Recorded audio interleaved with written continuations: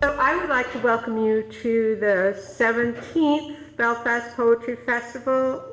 This is one of the few community-based, non-academic literary festivals in the country.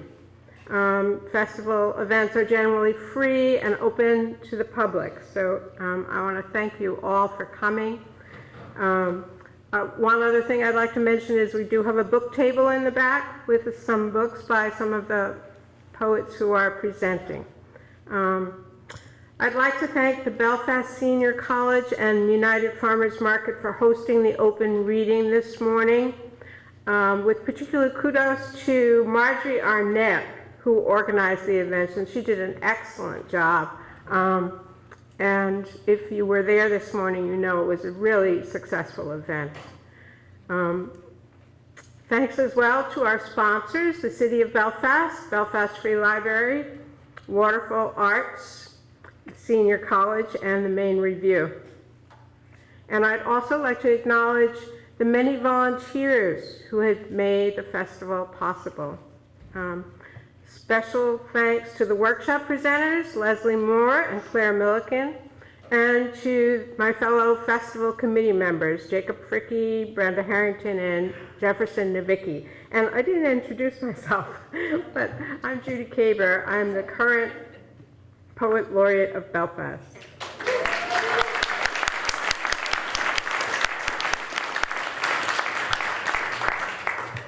The Belfast Poetry Festival would like to recognize and honor the nations of the Wabanaki Confederacy who have stewarded this land for generations. We acknowledge the validity and importance of their history and are grateful for the lasting and expansive relevance of Indigenous culture and creative works. It's important for us to acknowledge this, as the narrative of this area has long been told from dominant perspectives and without full recognition of the original land stewards who continue to inhabit and connect with this land. Thank you for your attention and respect and in acknowledging this important legacy. In recognition of the Indigenous people of this area, I'd also like to invite you to a viewing of the film, Voices from the Barrens, Native People, Blueberries, and Sovereignty, to be shown at the Belfast Free Library on Wednesday, October 19th from 6 p.m. to 7:45 p.m. It's hosted by the Peace and Justice Forum in collaboration with Rural Action Group Against Racism. So, we're going to begin this evening with the Belfast Postmark Poetry Contest. And this is the 13th year of the contest. I'd like to thank all of the people who entered. If we didn't have entries, we would not have a contest. This year's contest judge was Virginia Conchan, and she is the author of 4 poetry collections, Bel Canto, Hallelujah Time, Any God Will Do, and The End of Spectacle, a short story collection, Anatomical Gift, and 4 chapbooks, as well as co-author of the craft anthologies, Marbles on the Floor, How to Assemble a Book of Poems, which will be published next year, and I'm really looking forward to that. Her work has appeared in The New Yorker, The New Republic, Boston Review, The Walrus, and The Believer. She lives in Halifax, where she is an assistant professor at Dalhousie University. The poems you hear tonight, as well as other finalist poems, are currently on display in the Belfast Free Library. The first poem tonight is Jerry Theriault's poem, Self-Portrait as Homestead, which received honorable mention. Jerry is from South Portland. She's unable to be here tonight, so her poem will be read by Jefferson Nowicki. Jefferson?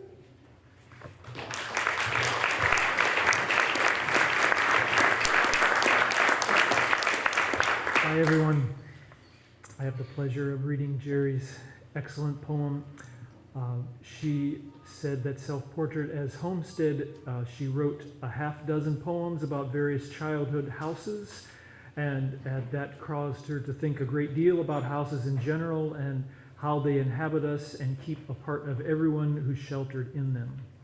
No wonder I believe in ghosts, she said. Self-portrait as homestead. You take a look, you take a good look, something you've been avoiding all these years. Your skin a kind of peach stucco, the hallway blurred with clutter. You glue and staple each shingle, each summer. Add magenta, cerise, apple, your mother's anger, your father's storm. Drains and floorboards, his tongue and groove, his silence. You patch Catholic prayers, guilt, this guilt is spelled G-I-L-T. Wallpaper and beach sand. Add undressed windows, your hysterectomy scar. A good house is a used place, turned over and passed on, a place of winter noons layered like the cemetery with strange names. You're still holding everything, skin cells in your grandmother's cookbook, broken outlets and not enough income. You wanted a light-filled house with wood floors and unexpected rooms, a possible place the way womb hums the sound of home. What you got were 2 small closets and this hard squint appraising what you thought you needed, all of it cataloged now in this edifice of doors and stories and bones. Thanks.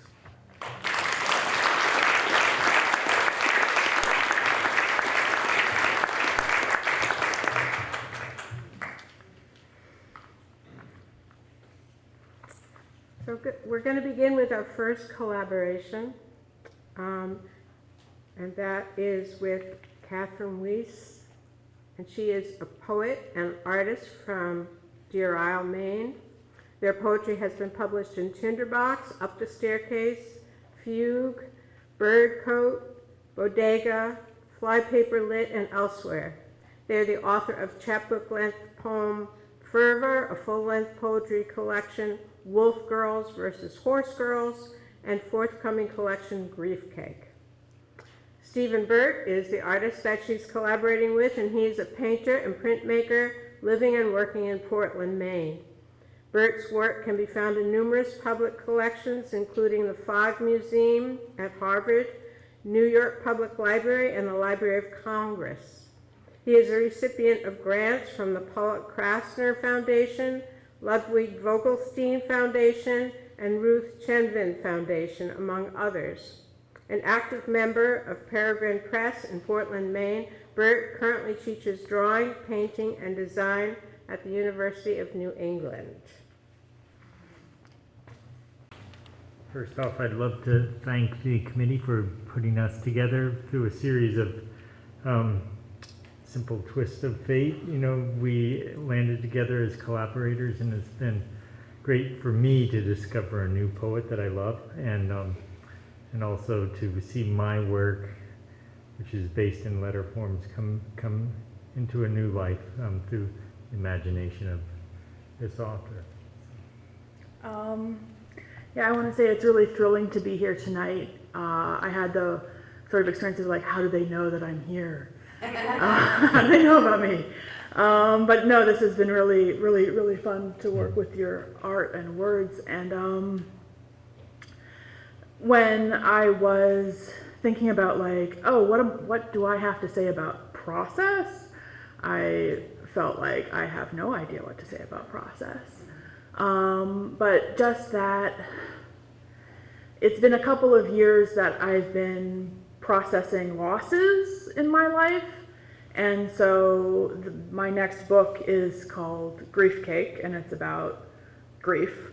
And one of the ways that I was thinking about that was through last words, and how funny and sad and random that everyone gets the last word.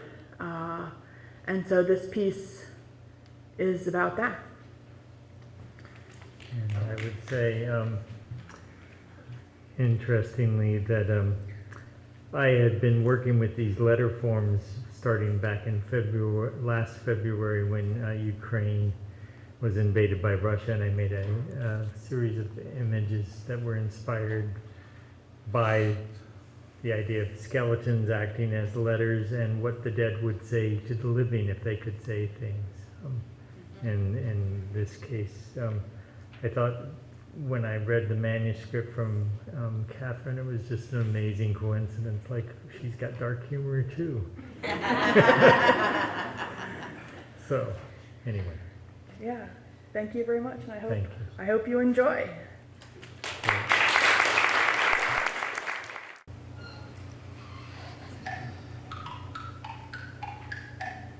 Taxonomy of possible last words. Help. Something has gone awry. Whee! Something has gone awry on a roller coaster. Oops. Something has gone awry and it's because I'm stupid.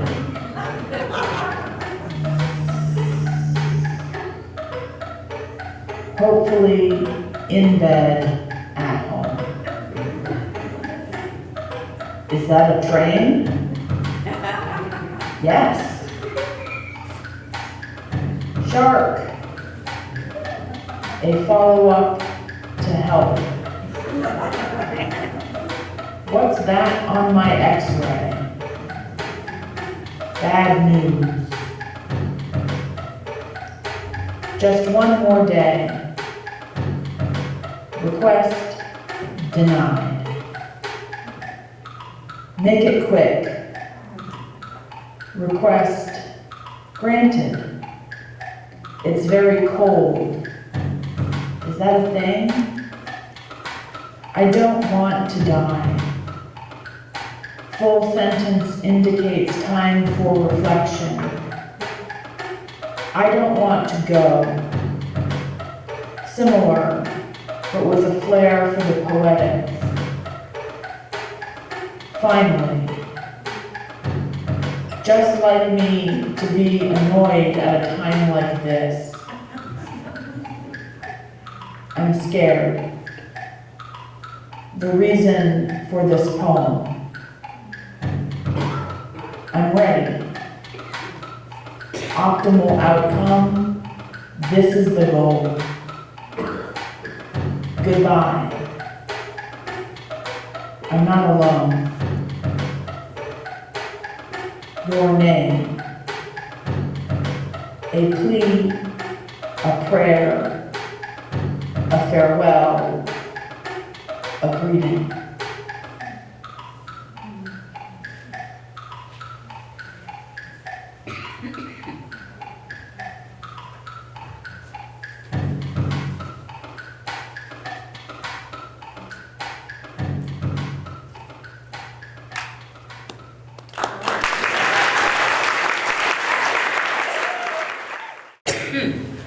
So next up, we have another poem from the poetry contest. This is Bruce Willard's poem, City of Dogs, which also received an honorable mention. Bruce is from Booth Bay Harbor. Bruce?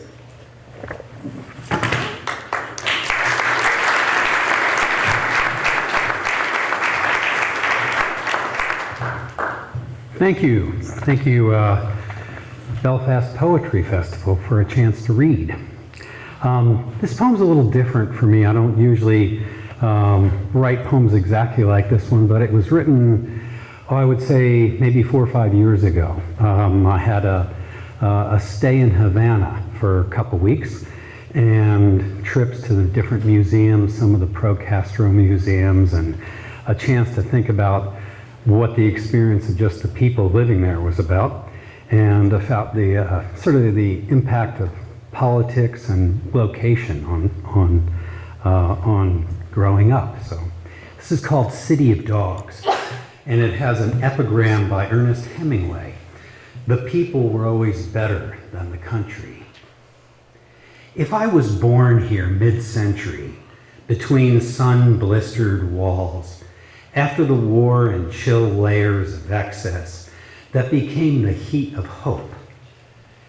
If I was here when the sun rose from the white star of night, when the viscous smell of bananas and burnt sugar lifts from the rain-glazed streets to the iron balconies with their nests of wires and birds of cracked plaster, I would still be 6. 6 with the sleeping dogs in their doorways of burnished wood and stairs that turn 6 times, one for each decade since the Revolution. 6 at first light when the breeze remembers the day before and the Caribbean, salty, reconstitutes itself from the clouds. 6 with the birds of San Juan de Dios sleeping in the jacaranda trees, waiting for the sun to open purple blooms. 6 with the chime of the wall clock across Calle Prado, with its produce market and dance halls and Chevy Bel Airs that transport riders back and forth. 6 with the dogs of Parque Centrale, scratching their bristly necks, licking the balls of the day, homeless and confident with a nose for memory. Nelson, videographer at the FAC Gallery, shows a 109-minute film that advances and retreats. Its soundtrack is the Cuban national anthem. 3 minutes, 20 seconds of triumph stretched the length of its screening, voice rumbling like a volcano, seismic, demanding to be heard again. It's what makes us feel like we're traveling forward by looking back that moves us to conscience. Face to the wind, bow to the tide or current, we ferry across the surge. If we're lucky, we survive the flood into which we were born. I am 6, a half a life in dog's years. We are 66, and there is no change. We are made by what we relive. Revolutions, no beginning, no end.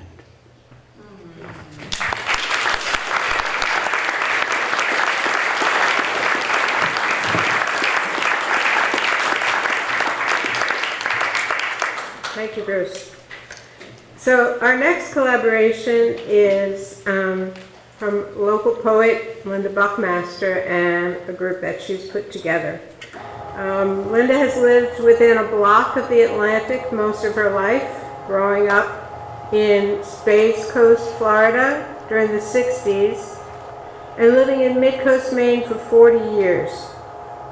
Former Poet Laureate of Belfast, her poetry, essay, and fiction have appeared in over 40 journals. 2 pieces were notable essays in Best American Essays 2013 and 2020. She has held residencies at Vermont Studio Center, Atlantic Center for the Arts, and Obras Foundation, among others. Her hybrid memoir, Space Heart, a memoir in stages, was published by Burrow Press in 2018. Her latest hybrid, Elemental, a miscellany of salt-clod islands, is the first installment in a series of creative and eclectic responses to the beauties and realities of islands across the North Atlantic Rim. And I want to mention that her book is for sale if you're interested. Performing with Linda will be Linda Garson Smith, Beverly Mann, Meg Nickerson, Scott Smith, and Gail Wartell, actors, and Sarah Hughes, fiddler. There are 2 parts to this, so please hold your applause until they finish. Thank you.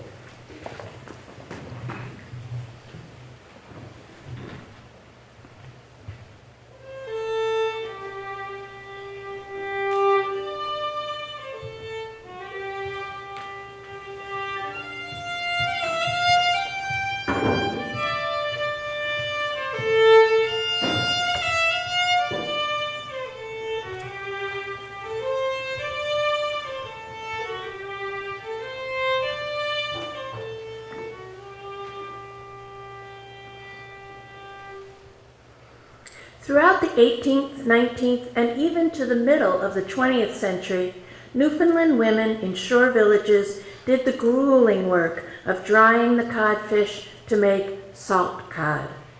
As one fisherman said, "We's catches 'em and the women's make 'em." Every morning the women took the split and salted fish piece by piece off the piles and laid them on the cobble beaches or drying flakes. If weather threatened, they stopped whatever other chores they were doing to run and repile the fish. Some days they laid them out and brought them in several times. Their work determined the quality of the finished product and the price they got for it. The words in the following found poem are from oral histories of 4 Newfoundland women, beach women.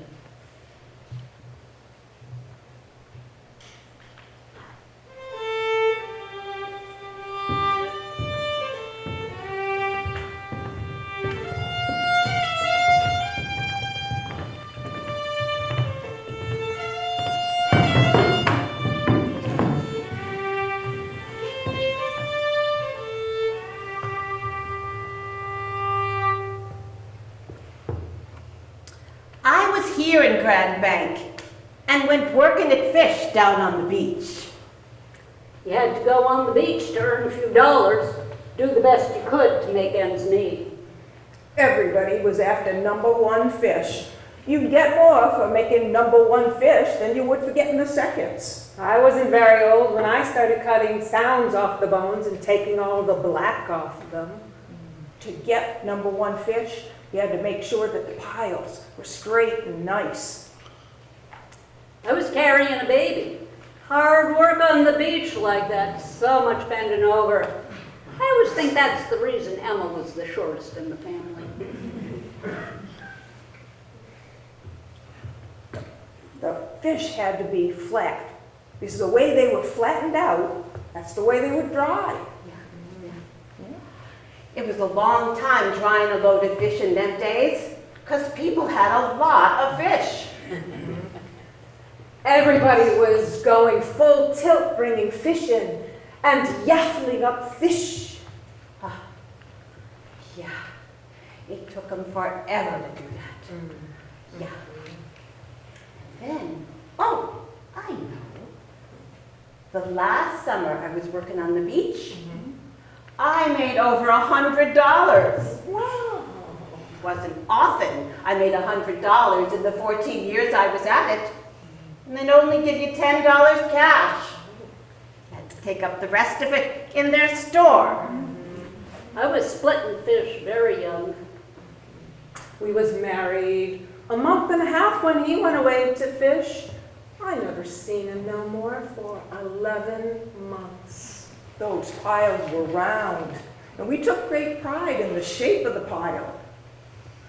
It was hurry up and boil the kettle and go again, quick as you could get there, when the 2 lots of fish came the same time. That was a steady go all day. You was packing it up until you was sick and tired of packing it up. I was no more than about 10 or 11. I'd be jigging fish while Dad would be hauling his trawl. I had 9 quintals of fish that summer. I kept my fish to myself and sold it. One year, we got clear of the rest of the fish just before Christmas Eve. Oh, it was some cold in November, December, out on the open beach. I had my sleeve wore right out taking the fish they used to bring me. Then, every night, stars in the sky, you take it to buckets and bring in a barrel of water for the next day. Be tired, see? We could see what was happening to the salt fish market. The sad part was you watched the Gulf stocks die. As the stocks were declining, the sizes were declining. No matter what I did, it seemed like I always came back to the fish. Something I'll never shake.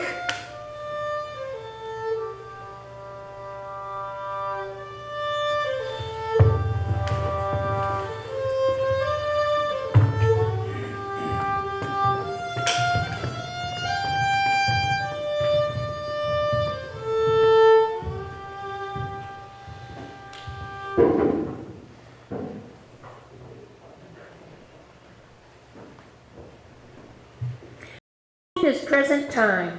It could be any former fishing village across the North Atlantic when the stocks got low and the fishing got done. It might be the west coast of Ireland or in a Newfoundland outport. It could even be Lubeck, the headland.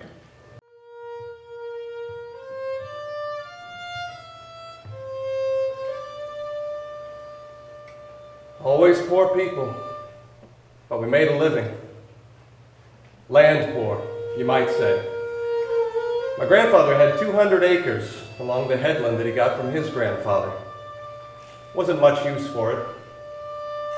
Just tuckamore, berry barrens, shore too high to bring a boat in. No beach to speak of for the cod drying flakes.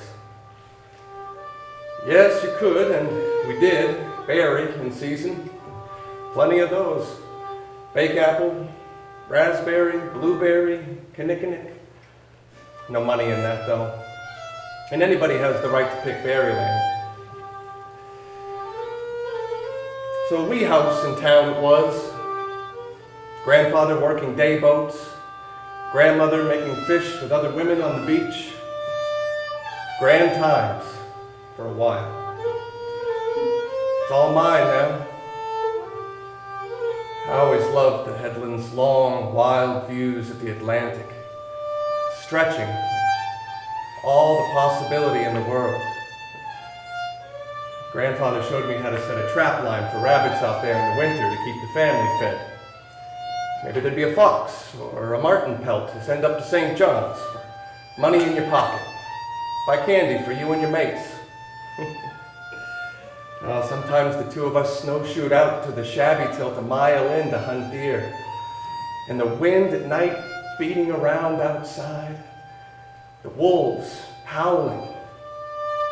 The smoke from Grandfather's pipe patrolling the shack and holding it safe and cozy.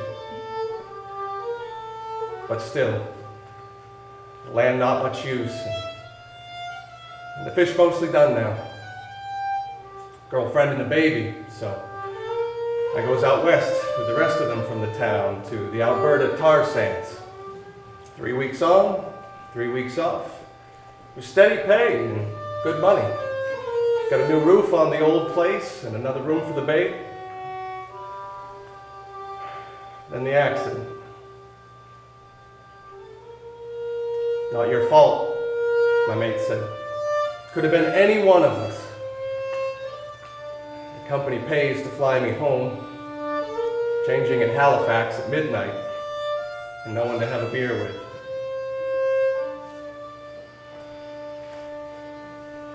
It'll never be the same, they said after the surgery. Better get another line of work. So now there's nothing else for it but sell lots on the headland. Long, narrow lots, they say, is the smart money.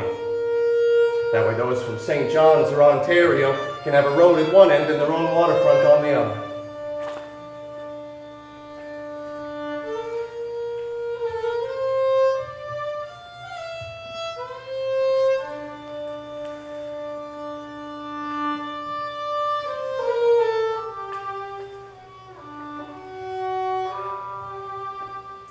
That's the right thing to do. Family to mind. Sell lots. Yes, that's the only thing to do. He steps into the wind and sees the long, wild stretch of the deep Atlantic, cold and snapping with white caps. It stretches out before him as it always has, but now it seems like a rebuke.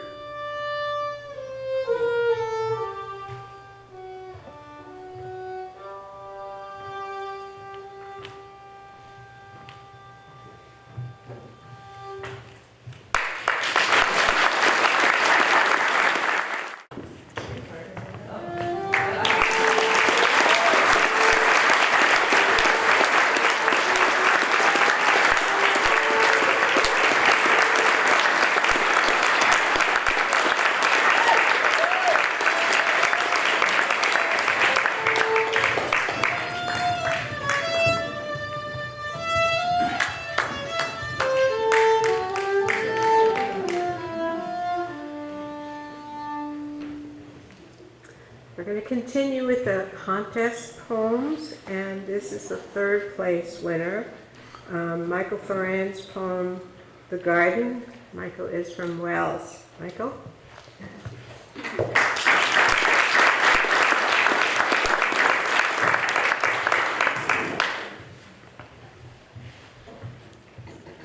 Thank you to the Belfast Poetry Festival folks. And thank you everybody for letting me share a quick poem. This is called The Garden.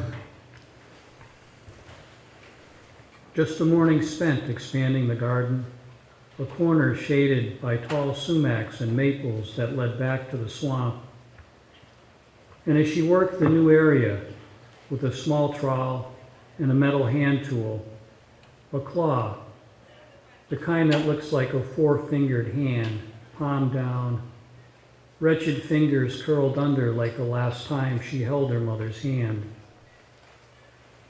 The turn of the dirt raising pieces of glass, a rusted can, charred wood and ash. And then she found a soldier, dirt-caked olive green, molded in the prone position, ready and taking aim. And as she scraped deeper and further, more soldiers. One sitting talking into a radio, another arm back, pin pulled, ready to throw a grenade. One missing a head, the body gouged. And after she cleaned each one with water, she placed them on a rock and thought, if she had had the boy, he would be a man now, and he might have thanked her for finding lost toys, his green army of men, even the one chewed by the dog. Thank you.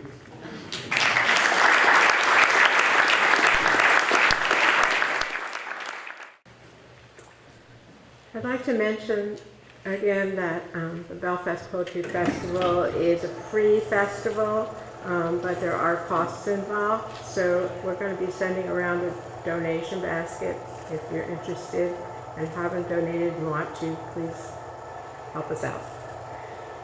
So our next collaboration is Meg Whiston and John Paul Caponegro.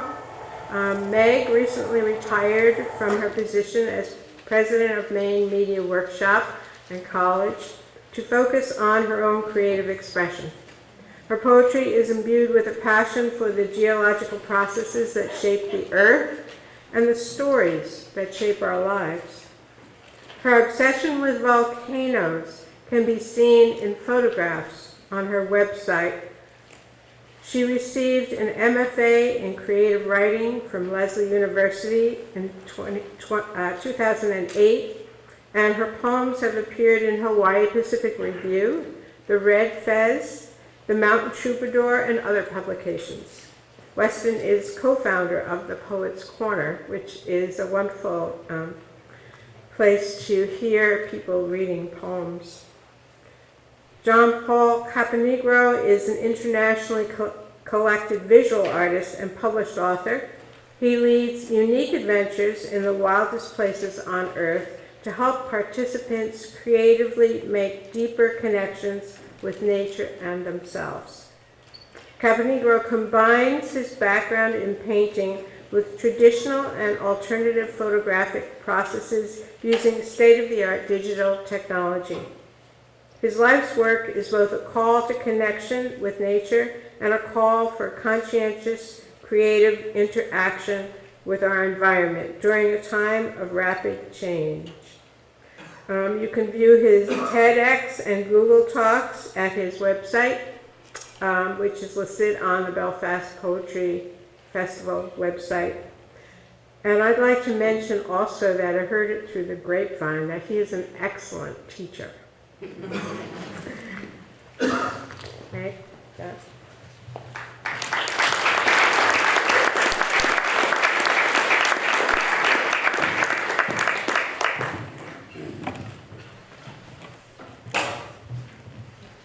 Thank you, Judy. Fire and ice. What do we learn from bearing witness to Earth's extremes? The images of volcanoes permeate my poetry and my photography, while John Paul Caponegro often looks to the Arctic and Antarctic regions to make deeper connections with nature. We met just about 20 years ago this day on one of John Paul's workshops that I had signed up for the fall foliage in Maine. And we never would have guessed that we've evolved into writing poetry together. My first poem is called Fagradastial Pilgrimage. Pilgrimage, a noun, a long journey undertaken as a quest or for a votive purpose. My life has been a pilgrimage of sorts, this obsession with volcanoes since childhood, to see the earth in liquid fire, to witness primal movement, beginning and ending of time. I climbed the mountain, head bowed, paying attention to the narrow path beneath my feet, my boot treads worn from many other climbs. I fall on my knees, they're scraped and bruised before the steep ascent begins. An old man passes me, a cane in hand, white hair blown back. He's done this countless times before, not here perhaps, but other mountains, other quests to see the earth anew, a different view. A woman with a baby in a pack in front.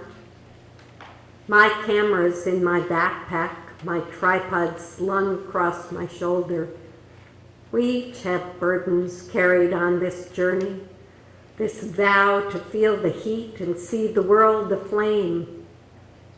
A line of people multi-hued move slowly up. The slope is steep. Climbing higher, the sun goes lower.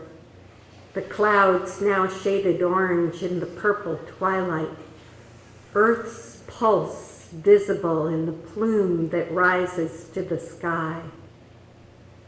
Reaching the ridge, the people settle, some spreading blankets, some moving closer, all watching the lava build up in jagged edges of black cinder cone until it spills into a river and thrusts in the air with unspeakable force.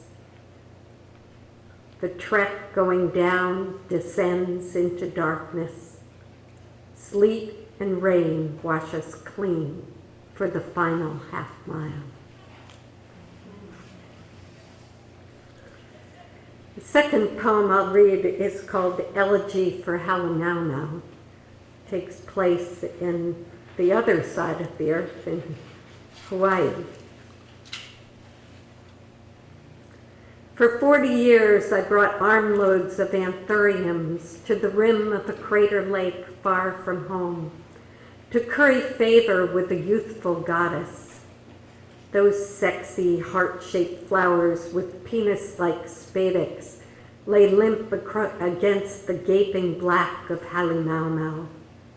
Hidden beneath the crust, hints of heat and steam vents and cracks like etchings on the surface.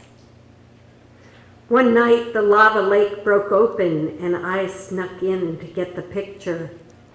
Clouds rising in the night, stars glittering over Mauna Loa like fireflies, my lens wide open reflecting the red lake, and tinted smoke rose in streaks that appeared like light leaks on an old roll of film. In the mist of early morning, I watched the sun's first rays illuminate steam flowing up steep rim walls to shroud lahua trees and giant ferns in a golden gauze. Stars faded from the sky while a pale moon sat caressing my bare arms, the sweet scent of hibiscus and bitter smell of sulfur wrapped around me like a sheet. Memories now fade to black where the lake once was. I mourn the earth as it was when I was younger, the lake now buried, cracked and broken, words whispered through a veil of time. My early morning swim in cold Maine waters wrapped in fog, I hear a trill of loons and know the past is no longer present. Today is no better, no worse. The next poem is a poem we wrote together. It's a pantoum, which is a form that repeats certain lines. The earth breathes. I must contain a profound silence within. To allow me to hear. The edges of plates colliding. I must contain a profound silence within. Sensing something unseen stirring inside. The edges of plates colliding. Send sparks into my never-ending night. Sensing something unseen stirring inside. A small amount of light can banish the darkness. Sending sparks into my never-ending night. Seeking its seduction of despair. A small amount of light can banish the darkness. Even if it's just for a moment inside an eternity. Seeking the seduction of despair. By giving wings to mystery. Even if it's just for a moment inside an eternity. To allow me to hear. By giving wings to mystery. I can hear the earth breathing.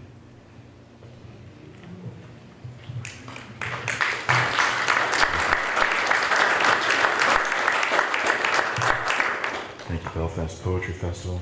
Thank you, Meg, for sharing the journey, making it richer, expanding it. As she said, who knew we'd be here? Pretty neat. I'm going to start with an excerpt from a longer cycle of poems written to one of my favorite places on Earth, Antarctica. It's called Voyage to the Bottom of the World. Blinded, in some dark seasons the sun never rises, lost to night's hunger, swallowing all color in sightless shadows, while temperatures careen past rigidity into stasis, and animation suspended into an accrued indefiniteness. On the other side of the year, there's nothing but light, while the orb never sets, repeatedly burning horizons caressed by blinding arcs, blazes rendering everything seen translucent, shifting conglomerated constellations of ice. Nevertheless, whether I can see them or not, the stars still whirl. Wailing winds blow waterfalls back up the mountains they descend, hurls ice aerial into whirly dances sideways, then spins sea into gyrating spouts, gathers surface ice, flat sails in its irresistible current despite much thicker flows below. Tips and turns over great masses, dragging underwater into breathing, Nothing is left standing. Space is rearranged until gusts are gone unseen, unimaginably calm, returns relentlessly. Waiting. Great Lakes slumbering sightless inside the world's largest body of fresh water, frozen, now melting slowly, growing ocean. So the continental crust rebounds, sounding echoes of underwater earthquakes, tsunamis, mere ripples rebounding, once they cascade on remote shores. But the deepest currents are changing heaven's weather, is awash in it. Receding, gargantuan grinding retreats reveal scarred mountains, once now gravel, while ice shelves shear and fracture at the front. No longer landed, their stirring melange drifts apart, without a clearly defined flow, so soon succumbs, becoming one with oceans which continue to drown more and more.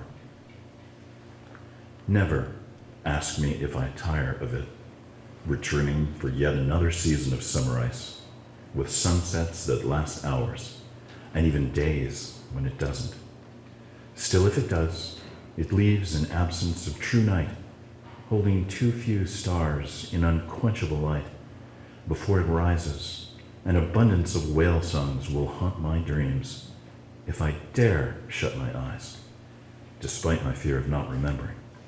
Well, I'm all birds inside, for it.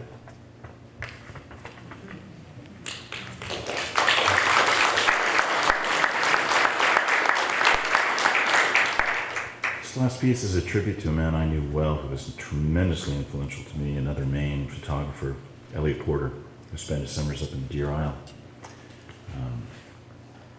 I can't express how profoundly he influenced me, but it was his journey down to Antarctica that made me want to go so much, and that dream came true. This one's called Talking with Elliot Porter. I'm surprised to find your book, Antarctica, in the stern, where the library rests, next to Shackleton's. It's time for one more conversation. Remember after your heart surgery when I said, your generation is extraordinary to have seen so much change in a single lifetime? 2 world wars, personal computers, genetic engineering, and men on the moon? You smiled and said, you'll see more. There was the moment when, after discussing the great issues of our time, desertification, they call it climate change now, and overpopulation, we've doubled our numbers since then, and we'll do it again in my child's lifetime. You predicted your generation will be the one that determines whether we pass on a habitable environment for the future or not. How are we doing now? Generations of hope. Generations hope for the next and another. So we come and go. But let's talk about this place, Antarctica, the bottom of the world, the remotest, highest, driest, windiest desert with the whitest whites and the bluest blues. Its core of silence encircled by rings of aquatic life. Many times you showed me your photographs, becoming uncharacteristically at a loss for words and even breath. Because you were so articulate, I didn't understand. Now, as I turn through your pages, looking at you, no longer looking at me, I find myself in that same state. My words keep flowing uncontrollably in fits, interrupted by echoes, silences, before swelling again in waves of sound, anticipating another loss. You tried, but ultimately couldn't tell me how beautiful this end of the world is. And now I know how that feels. How lucky to be here, however briefly. We all hope for more. Life is exquisitely brief, living through others. Thank you.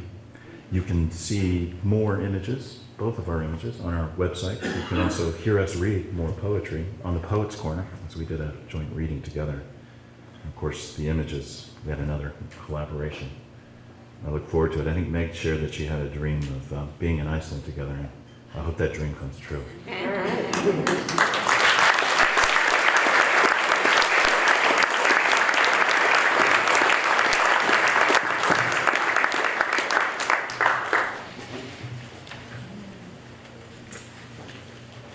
All right, we are now up to our second place winner.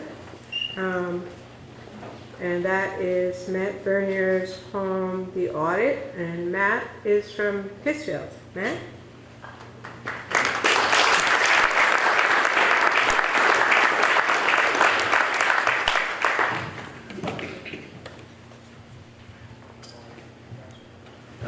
Thank you.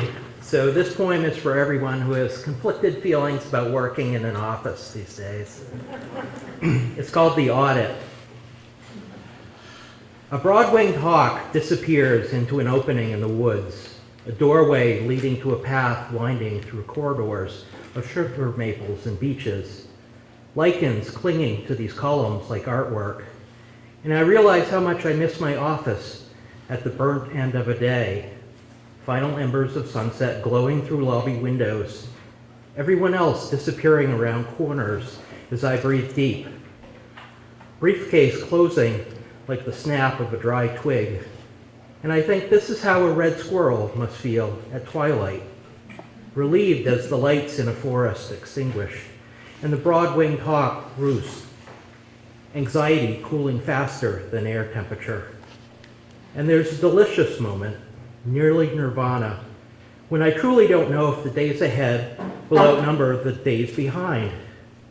Whether tomorrow the meek will finally inherit the sunlit earth, or the old demarcations of predator and prey will be as rigid as black bands on a hawk's tail, wings as pointed and straight-edged as an audit.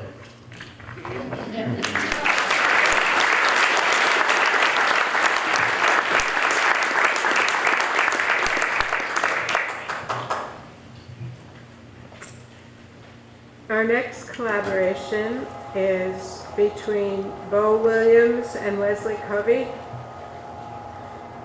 Bo Williams is a touring poet, workshop facilitator, and former All-Ireland Poetry Slam champion based in New England. Williams has taught workshops and performed his work across the U.S. and Ireland since 2009, both solo and with his collective, Guys Like You. He has competed at international, national, and regional poetry slams all over the world.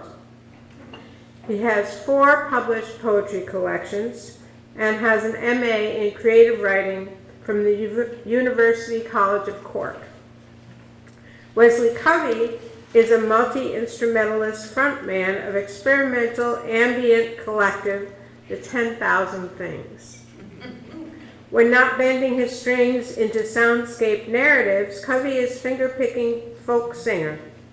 His first solo acoustic album, The Serpent Eats His Tail, collects favorite covers, instrumentals, and songs written over the past dozen years. Oh, and Wesley?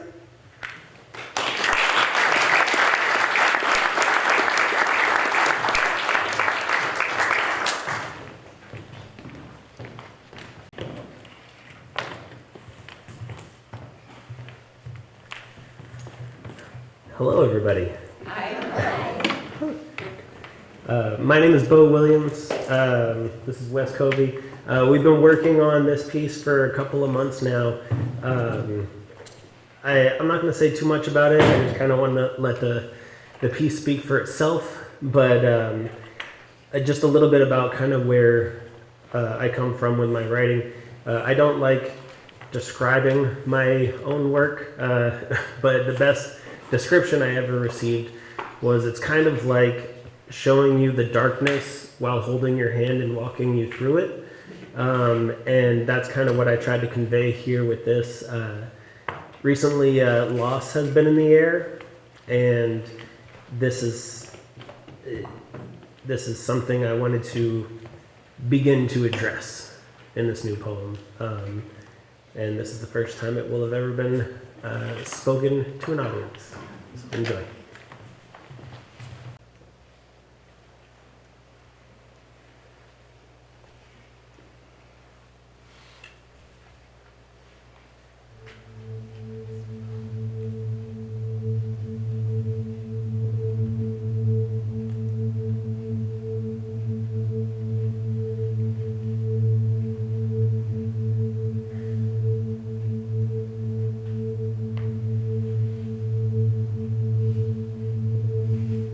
I often jolt awake at night, as if I weren't made to see dreams.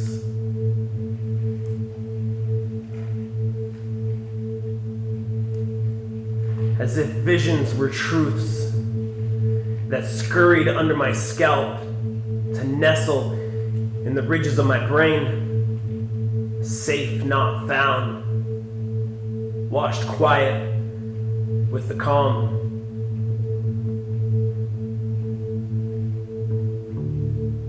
I am sure that my father is a reliable tractor. Big wheels that turn and an engine that goes on forever.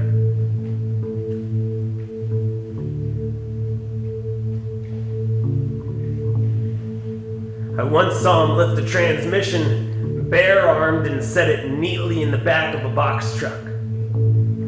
True story.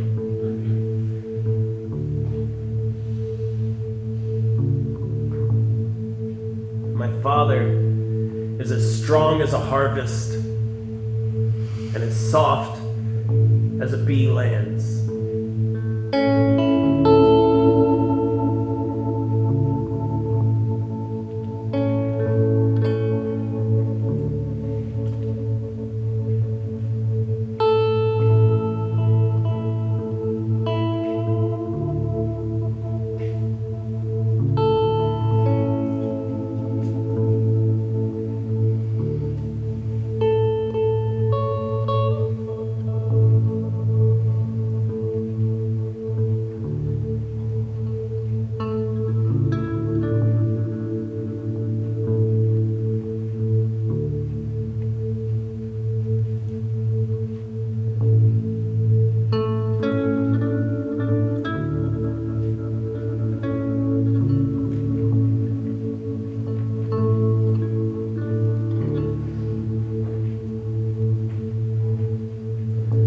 I remember once as kids, my father drove us into town to swim. The water was cleaner north of the orange grove. As we caught the citrus on the wind, like a gift handed through a car window, the car in front of us slammed on their brakes, and the world flipped quick into an orchard of twisted metal. Glass shards hung in the air, the rough mosaic our car spun through.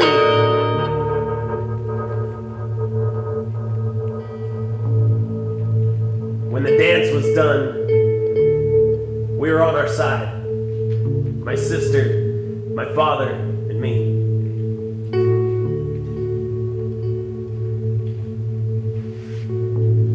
Before I could catch myself, my dad had unbuckled us and fed us through the busted out passenger side window into the throat of the highway.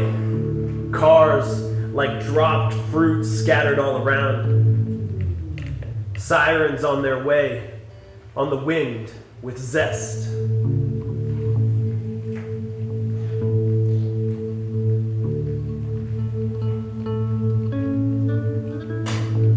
I remember shock as a calming thing.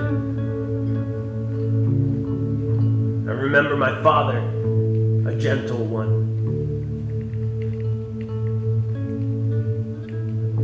He sat my sister and I under a tree, a safe distance from the road, before he ran back into traffic to check on the elderly man in the car that had wrecked us.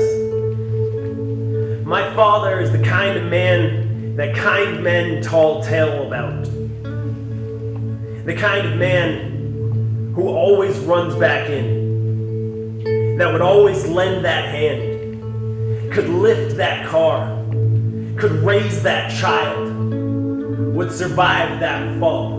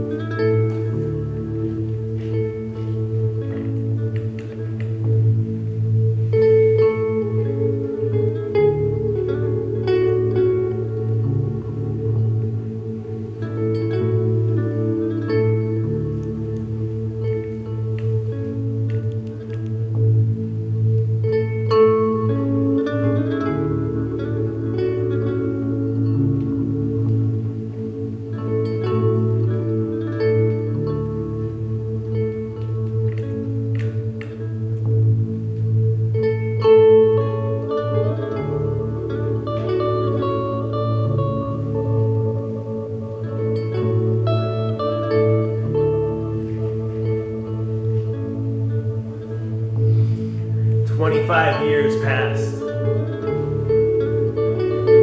and all the nurses in New England know him by name.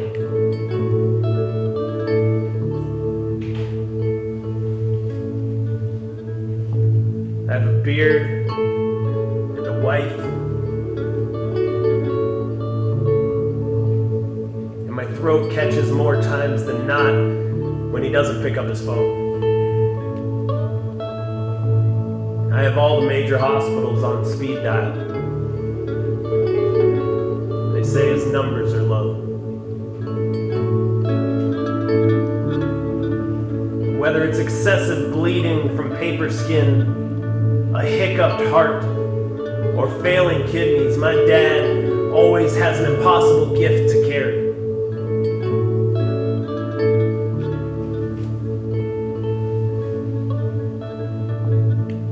Brain is his biceps now. His emotions, his intentions are vetted. He can't flip a truck like a wheelbarrow anymore, but he can still make you smile from a country mile back. He still plucks folks from cars aflame, but metaphorically.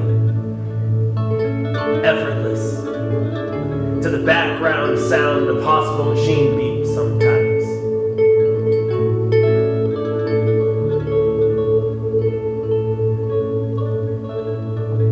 I jolt awake most nights in fright as thoughts of my father in and out of the hospital flash like 6 spots on the leaves of a purging tree. I'm a wordsmith. I hate math. I have trouble counting sheep. I know stories. I trust tales. I put my faith in paper planes.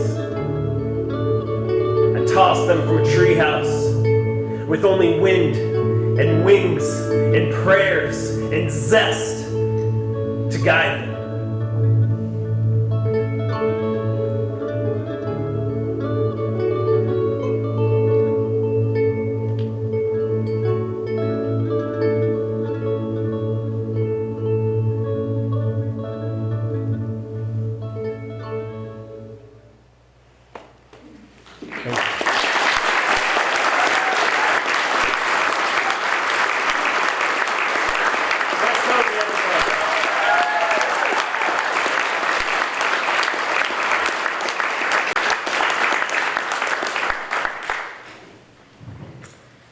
So we are finally at the place we're going to introduce our first place winner this year, and that is Meredith Thomas of Portland for her poem Body.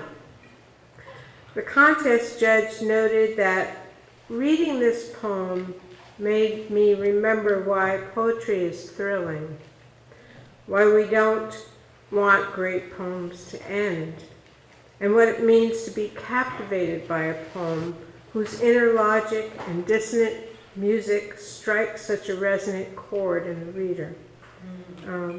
Meredith?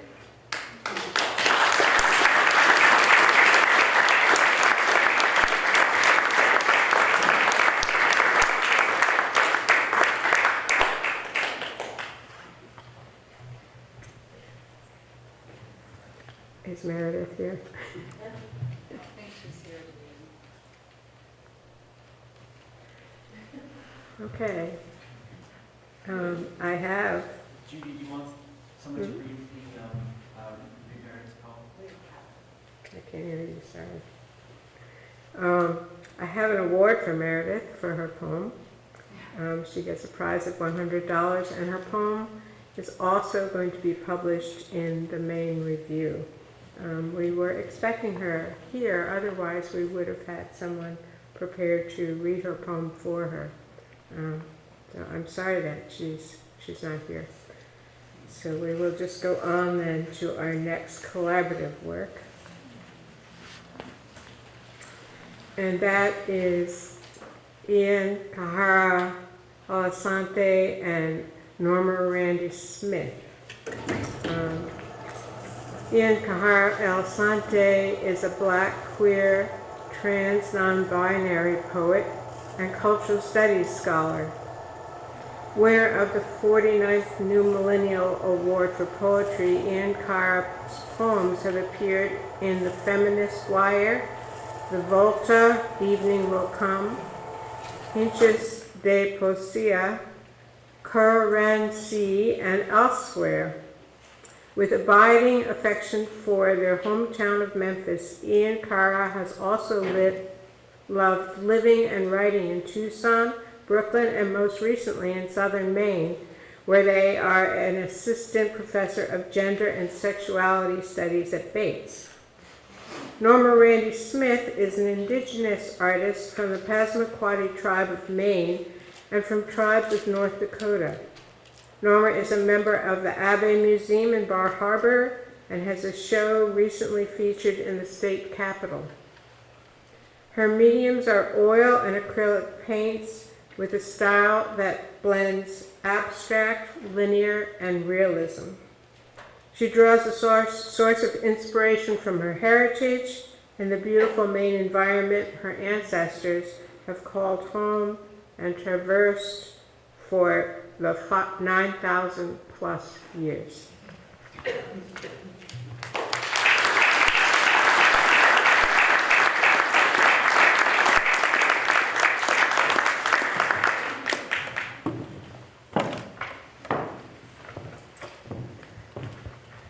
Hello, thanks for having us. I'm Ian Kahara Alasante. Hey everyone, I'm Randy. Thank you for having us. I just wanted to talk real quick beforehand about the artwork that I've collaborated with Ian Kahara. And also beforehand, I want to say I'm thankful to be part of this event, and thank you for the Belfast Committee for Art Poetry Festival for reaching out to me and asking me to be a part of this. I do believe that the organizing of this festival and to be part of the diversity in this was a really great experience. Especially being paired up with Ian Kahara as a poet. And for our process, I really enjoyed reading Ian Kahara's work, especially their Diana series, but I was particularly taken by their essay of radical sovereignty, rhetorical borders, and everyday decolonial praxis of indigenous people and two-spirit reclamation. As well as their future works in that realm. So these two paintings are based on that premise, and with their combined history and heritage, I just feel like it was a good jump-off point for collaborating.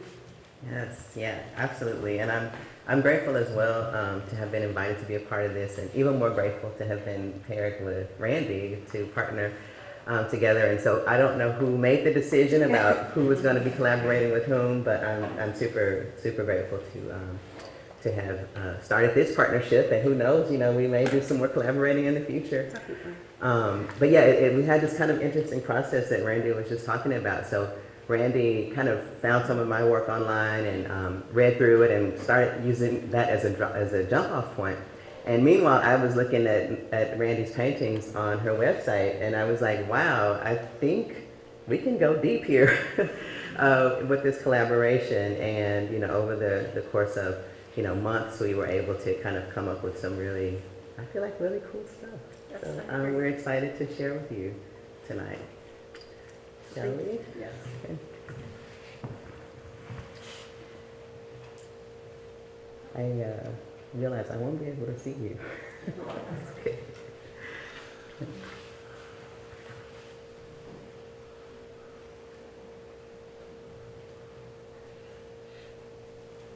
And we have 2 paintings by Randy, and I'll be reading 3 poems that are written in response to these paintings.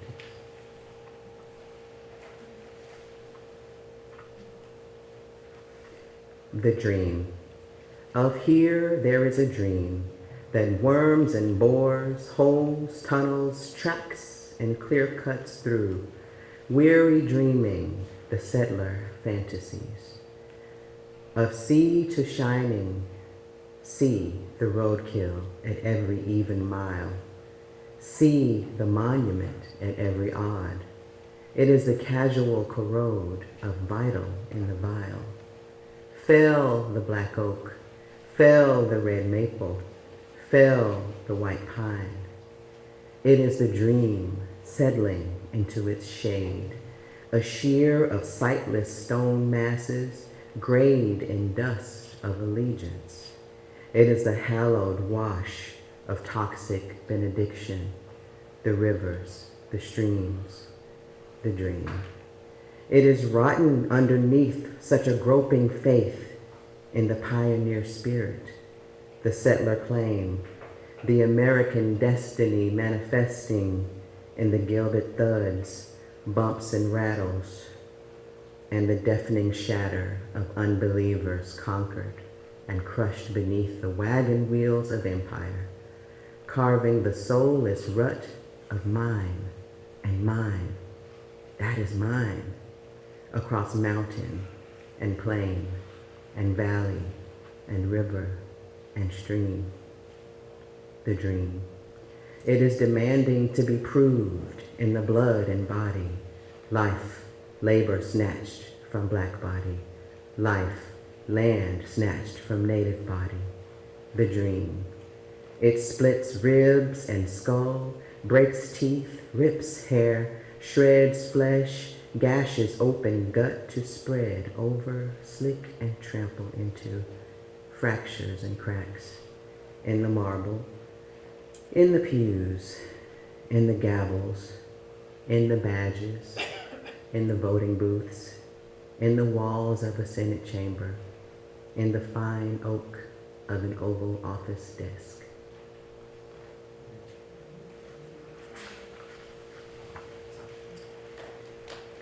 The acre dreams of empire. The acre, the immigrant, the import, the humble unit of measure, traversing the high seas, with high hopes cresting Atlantic waves, sliding down the straight edges of rulers onto these shores. The immigrant, the import, the acre, the lonely unit charted first in single digits here, settlement, plots at ocean-lapped edges where the acre takes its hold, plotting to score this dreary grid into the land. The import, the immigrant, the acre, sowing itself like a seed, a stalk of straight lines to unfurl, crisscross the continent, carving land into property, owned, private, public, private, yours and theirs, mine, mine. The docile acre, innocuous import, striving immigrant, flipped from the tips of tongues of surveyor, assessor, settler, acre, declaring utility, acres, proclaiming commodity, acres and acres, claiming capital, claiming, claiming.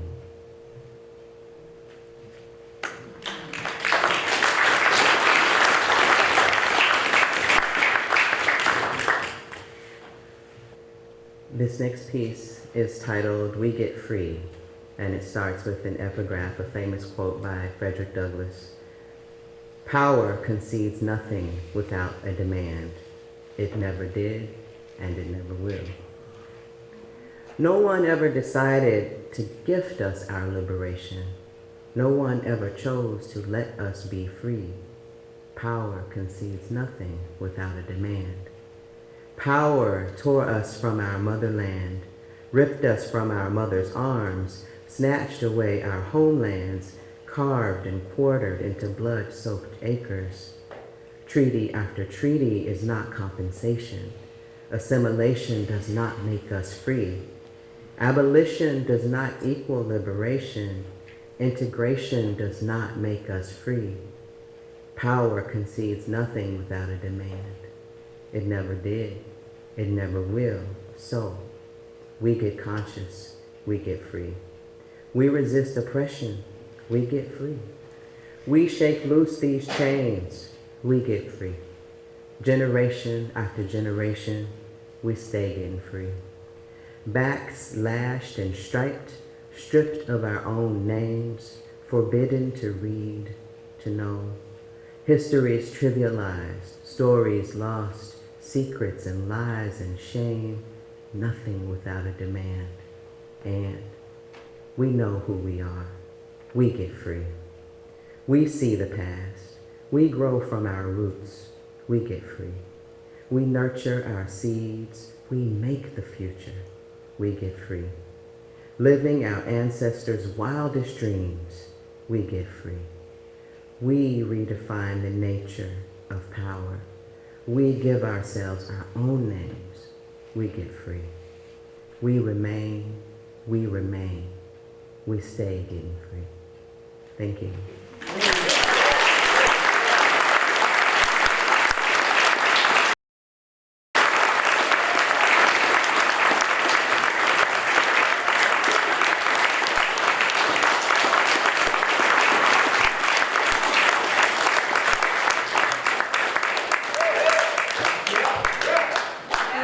Thank all the poets from the poetry contest for sharing their work with us, and also the poets and artists and musicians who collaborated to take really fun work and mesh it together into something even larger and more creative and more moving.